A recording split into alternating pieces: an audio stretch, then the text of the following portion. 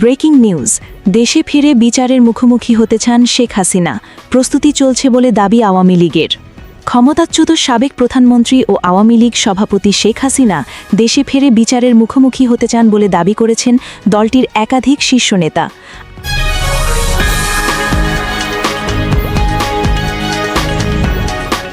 Breaking news, শিশু নির্যাতন ও সহিংসতা বেড়েই চলেছে।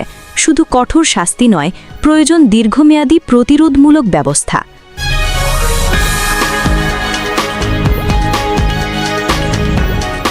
ব্রেকিং নিউজ, দেশে ফিরে বিচারের মুখোমুখি হতে চান শেখ হাসিনা। প্রস্তুতি চলছে বলে দাবি আওয়ামী লীগের। ক্ষমতাচ্যুত সাবেক প্রধানমন্ত্রী ও আওয়ামী লীগ সভাপতি শেখ হাসিনা দেশে ফিরে বিচারের মুখোমুখি হতে চান বলে দাবি করেছেন দলটির একাধিক শীর্ষ নেতা। আওয়ামী লীগের নেতাদের ভাষ্য অনুযায়ী তিনি মৃত্যুদণ্ডের আদেশ মাথায় নিয়েই দেশে ফেরার প্রস্তুতি নিচ্ছেন এবং এই লক্ষ্যে প্রয়োজনীয় কূটনৈতিক ও আইনি প্রক্রিয়াও শুরু হয়েছে। সম্প্রতি বিভিন্ন অনলাইন প্ল্যাটফর্মে শেখ হাসিনার সঙ্গে বৈঠকে অংশ নেওয়া আওয়ামী লীগের কয়েকজন নেতা জানিয়েছেন দলীয় প্রধান দ্রুত দেশে ফিরতে আগ্রহী। তাদের দাবি, তিনি ভারত সরকারের কাছে ট্রাভেল পাসের বিষয়ে যোগাযোগ করার প্রস্তুতি নিচ্ছেন এবং ঈদের আগে দেশে ফেরার সম্ভাবনাও উড়িয়ে দেওয়া যাচ্ছে না।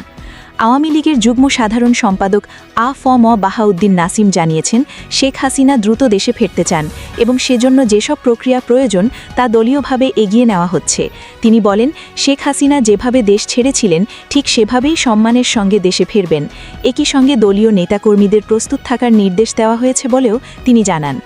দলীয় সূত্রে জানা গেছে, শেখ হাসিনা বর্তমানে ভারতে অবস্থান করলেও নিয়মিতভাবে দলের কেন্দ্রীয় ও তৃণমূল পর্যায়ের নেতাদের সঙ্গে ভার্চুয়াল বৈঠক করছেন।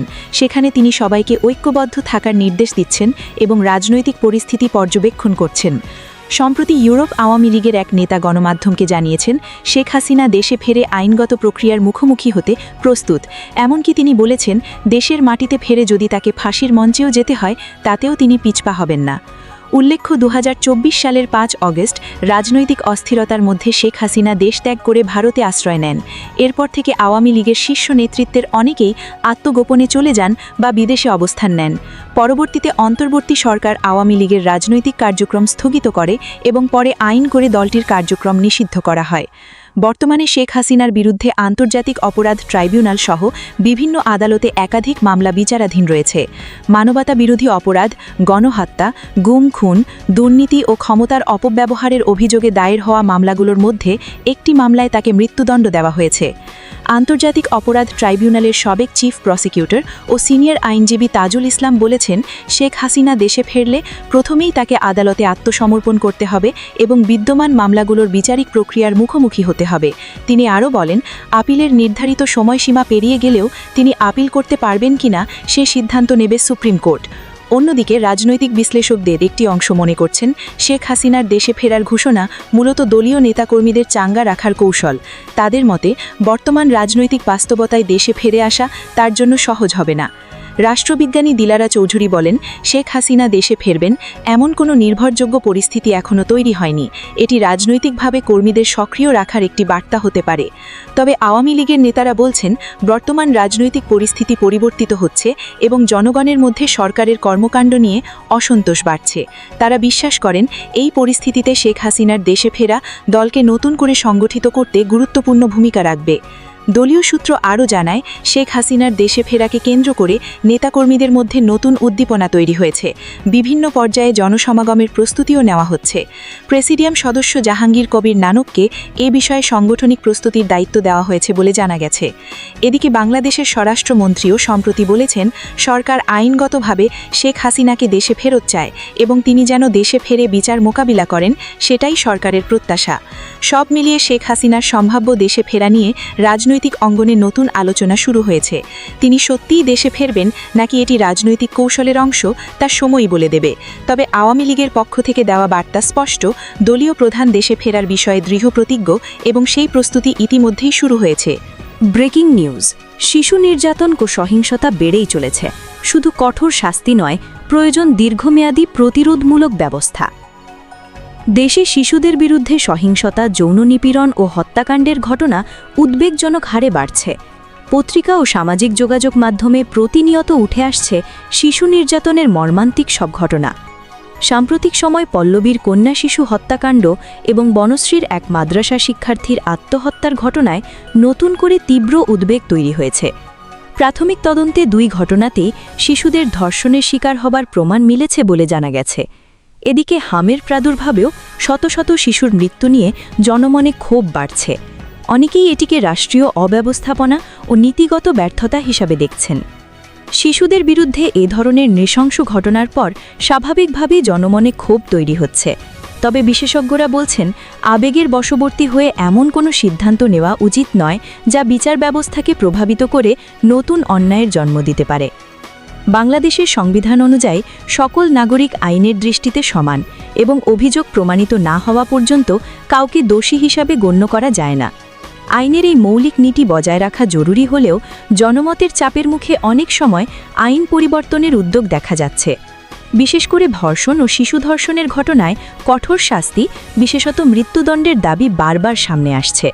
সাধারণ মানুষের বড় একটি অংশ মনে করেন, দৃষ্টান্তমূলক শাস্তি ভবিষ্যতে অপরাধীদের মধ্যে ভয় সৃষ্টি করবে এবং অপরাধ কমাতে সহায়তা করবে। তবে অপরাধ বিজ্ঞানী ও আইন বিশেষজ্ঞরা বলছেন, শুধুমাত্র মৃত্যুদণ্ড দিয়ে এ ধরনের অপরাধ কমানো সম্ভব এমন নির্ভরযোগ্য গবেষণা বা পরিসংখ্যান বাংলাদেশে কিংবা আন্তর্জাতিকভাবে পাওয়া যায় না। সম্প্রতি নারী ও শিশু নির্যাতন দমন আইনে সংশোধন এনে ধর্ষণের মামলায় কিছু নতুন বিধান যুক্ত করা হয়েছে। সংশোধিত আইনে বলা হয়েছে, কিছু ক্ষেত্রে মেডিকেল সার্টিফিকেট ও পারিপার্শ্বিক সাক্ষ্যের ভিত্তিতে বিচার সম্পন্ন করা যেতে পারে।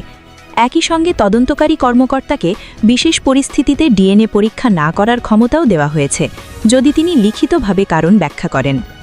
আইনজীবীদের একটি অংশ এই পরিবর্তন নিয়ে উদ্বেগ প্রকাশ করেছেন। তাদের মতে, ডিএনএ পরীক্ষা ধর্ষণ মামলায় অত্যন্ত গুরুত্বপূর্ণ প্রমাণ এবং এটি এড়িয়ে যাওয়ার সুযোগ বিচার প্রক্রিয়াকে দুর্বল করতে পারে। বিশেষজ্ঞরা বলছেন, শুধুমাত্র শাস্তি বাড়িয়ে সমস্যার সমাধান হবে না, বরং অপরাধের মূল কারণগুলো খুঁজে বের করতে হবে। অপরাধ বিজ্ঞানী লরেন্স ই কোহেনের রুটিন অ্যাক্টিভিটি থিওরি অনুযায়ী কোনো অপরাধ সংগঠনের জন্য তিনটি বিষয় গুরুত্বপূর্ণ: অপরাধ প্রবণ ব্যক্তি, সহজ লক্ষ্যবস্তু এবং কার্যকর সুরক্ষার অভাব। এই বিশ্লেষণে দেখা যায়, শিশুরা শারীরিক ও মানসিকভাবে দুর্বল হওয়ায় সহজেই অপরাধীদের লক্ষ্যবস্তুতে পরিণত হয়। অনেক সময় সামান্য প্রলোভন দেখিয়ে বা ভয় দেখিয়ে শিশুদের নির্জন স্থানে নিয়ে যাওয়া হয় এবং তারা প্রতিরোধ করতে পারে না। বিশেষজ্ঞদের মতে, শিশুদের সুরক্ষায় পরিবার ও রাষ্ট্র উভয়ের দায়িত্ব অত্যন্ত গুরুত্বপূর্ণ।